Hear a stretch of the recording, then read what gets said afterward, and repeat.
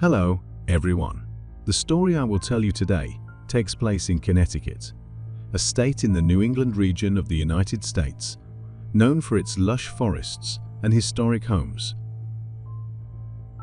In a small town here, a strange and terrifying event unfolded, related to the mysterious disappearance of George Smith. George Smith, born on October 3, 1978, was a young man from Greenwich, Connecticut, a peaceful town located in the southwestern part of the state. With his cheerful personality, boundless energy, and love for adventure, George was beloved by everyone around him. His charming appearance and outgoing nature made him easily liked by friends and family alike.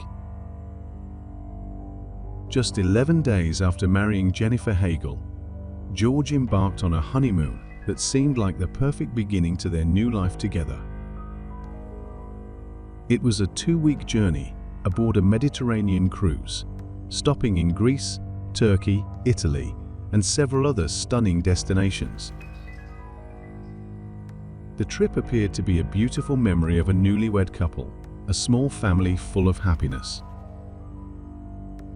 But then, in the midst of their honeymoon, between the dreams and ambitions of youth, George suddenly disappeared in a haunting way, leaving behind vague traces and unanswered questions.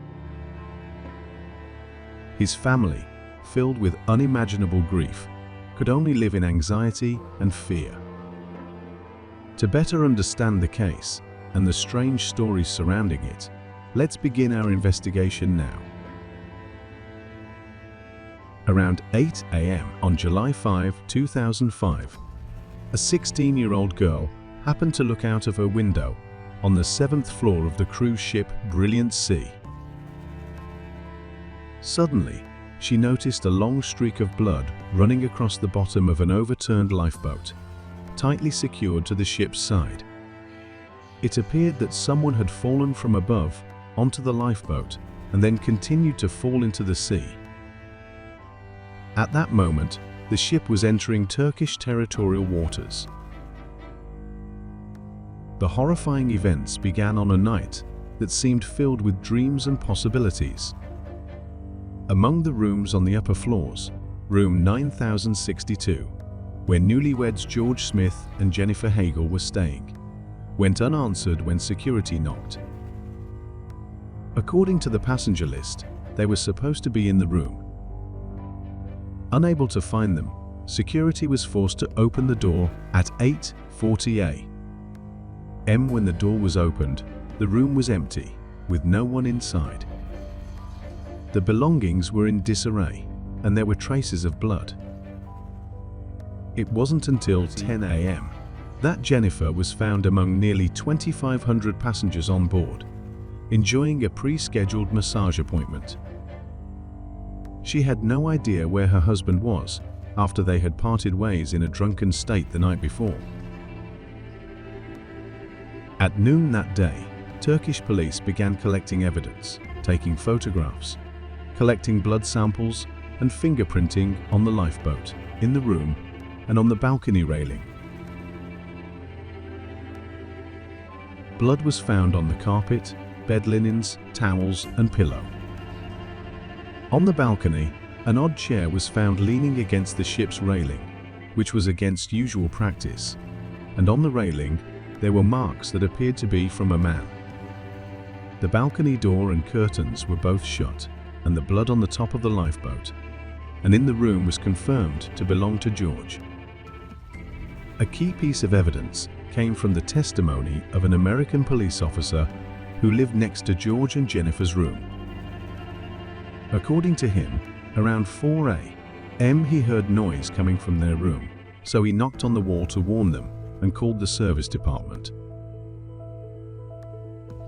After a few minutes of silence, he heard loud arguing on the balcony and repeated goodnight wishes, as if someone were trying to send guests away. Then, there was the sound of furniture being moved and a heavy thud. The officer stuck his head out and saw 3 people in the hallway. Other passengers also confirmed hearing loud noises, almost certainly the sound of George falling and hitting the lifeboat. The ship's security staff acknowledged that they had received a noise complaint from Cleet Hyman. However, they dismissed it as merely party noise and chose not to investigate further. The police reviewed the Smith couple's relationships during the trip. After dinner, they joined 3 Russian-American young men they met aboard the ship for a game of cards that lasted until 2:30 in the morning. Later, the group, along with Josh Askin, an American they had met during the trip, headed to the nightclub. By 3 a.m., Josh went back to his room to grab a bottle of absinthe that George had helped the 3 Russian men smuggle onto the ship.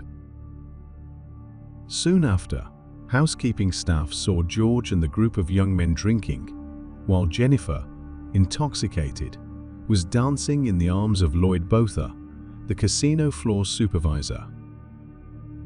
Afterward, the newlyweds argued, and Jennifer left at 3:30 a.m.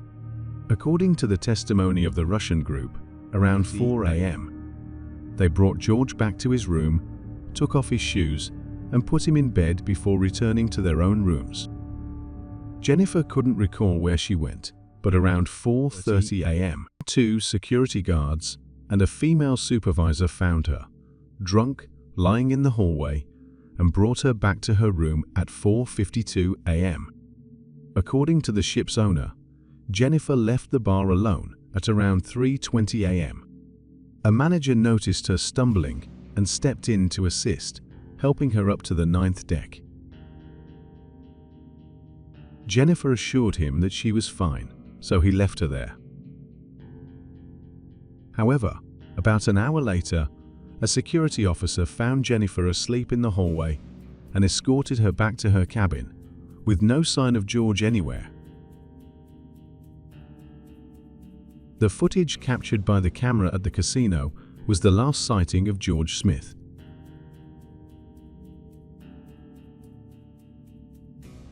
On the morning of July 5, 2005, George Smith mysteriously disappeared. The evidence gathered from the scene suggests that foul play may have been involved. Blood was found in his cabin, as well as on the side of the ship, indicating that he might have been thrown overboard or fallen into the sea and drowned. The police suspect that this could have been a murder. Based on witness testimonies and the analysis of the scene, the police have proposed 2 main theories. One possibility is that George, in an intoxicated and possibly delusional state, climbed the railing and fell into the ocean. The second theory is that he may have been targeted by a group of individuals, possibly 3 Russian men, who planned to rob him after knowing that George's family was wealthy and that Jennifer often boasted about her gambling winnings. The Smith family publicly expressed doubts about Jennifer, accusing her of betraying her husband, believing that she had gone off with Josh and spent over an hour somewhere with Lloyd. These suspicions grew stronger when, just over 2 months after George's disappearance, Jennifer reached a settlement with the cruise line for $1.1 million. This raised concerns among the Smith family, who felt that authorities had not done their due diligence and had overlooked many important details in the investigation. Meanwhile, after reaching an agreement with Jennifer, Royal Caribbean issued a statement suggesting that George may have fallen off the ship while attempting to balance on the balcony of their cabin. In 2011, the family reached a separate settlement with Royal Caribbean, and the criminal investigation into George Smith's disappearance was officially closed in 2015, with no conclusive results. Despite years of investigation, the case was officially closed in 2015, without any formal resolution. The circumstances surrounding George's disappearance continued to raise numerous questions, and the lack of answers left the case lingering in the public eye as one of the most controversial unsolved mysteries in cruise history. As time passed, the case remained a topic of heated debate, with many speculating about the truth behind what really happened to George. However, despite renewed interest and ongoing questions, no new evidence has emerged to shed light on the events that led to his disappearance.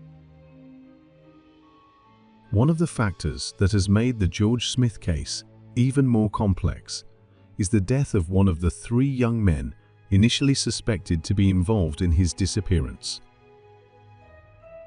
In 2019, this individual was murdered under suspicious circumstances, sparking widespread speculation that his death was a deliberate attempt to silence him and cover up crucial information related to the case.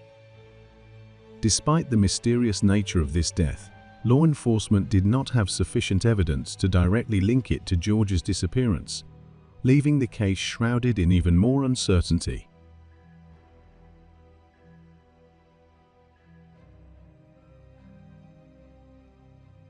The murder of this suspect only deepened the mystery, fueling rumors and conspiracy theories, but no solid connections could be made between his death and the tragic events that unfolded aboard the cruise ship. The investigation into George Smith's disappearance remained rife with questions and suspicions. Michael Jones, the lawyer representing the Smith family, highlighted that documents obtained from Royal Caribbean during the estate settlement raised doubts about the accounts provided by 4 young men last seen accompanying a heavily intoxicated George back to his cabin.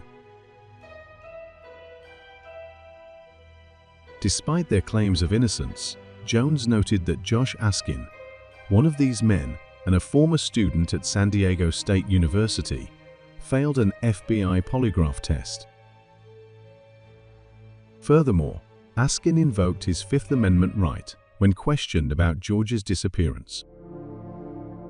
Jones argued, "The evidence suggests that Askin and his friends know more than they're admitting. It's time they reveal the truth about what happened to George." On the night of George's disappearance, the 4 men reportedly ordered a substantial amount of room service after leaving his cabin. However, Royal Caribbean could not provide records of this large order. Jones suggested that this lack of documentation raised additional suspicions. Although Keith Greer, Askin's lawyer, maintained his client's innocence, asserting that Askin had passed an earlier polygraph and was in a different cabin at the time of the incident, the ambiguity around these details persisted. The investigation included witness reports, such as Cletus Hyman, a California deputy sheriff who was staying in the cabin next to George's. Hyman claimed to have heard noises at around 4 a.m. and saw 3 men exiting the hallway. Greer, however, contested this, stating that there were 4 men leaving the room. This new information surfaced amid legal proceedings over George Smith's estate between his family and his widow, Jennifer Hagel Smith. Although she reached a $1.1 million settlement with Royal Caribbean, which was later increased to $1.3 million and shared with George's family, doubts about the events of that night persisted. Part of the settlement agreement required Royal Caribbean to release investigation files, including testimonies given to the cruise line and Turkish authorities by the last individuals to see George. Jones deposed Askin and his friends, Gregory Rosenberg and Rusty Kaufman, during the case. While Rosenberg's FBI polygraph was reportedly inconclusive, Jones could not discuss Kaufman's deposition due to a confidentiality agreement. FBI agents also re-interviewed multiple passengers, including Jennifer Hagel Smith, who passed a polygraph test. Her attorney, Richard Shealy, asserted her innocence, stating, "It's clear Jennifer is beyond suspicion. She had no involvement in George's disappearance."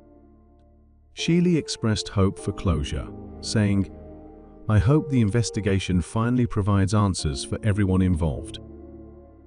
Despite numerous investigations and theories, the case of George Smith's disappearance remains one of the most unresolved and controversial incidents in the history of cruise tourism. The unclear details, lack of conclusive results, and legal settlements have made this case one that still lacks a satisfactory resolution. This is the content of the mysterious case of George Smith's disappearance. We would love to hear your thoughts and opinions on this intriguing story. Feel free to share your perspective in the comments below. Thank you for following, and we'll see you in the next video with even more gripping stories.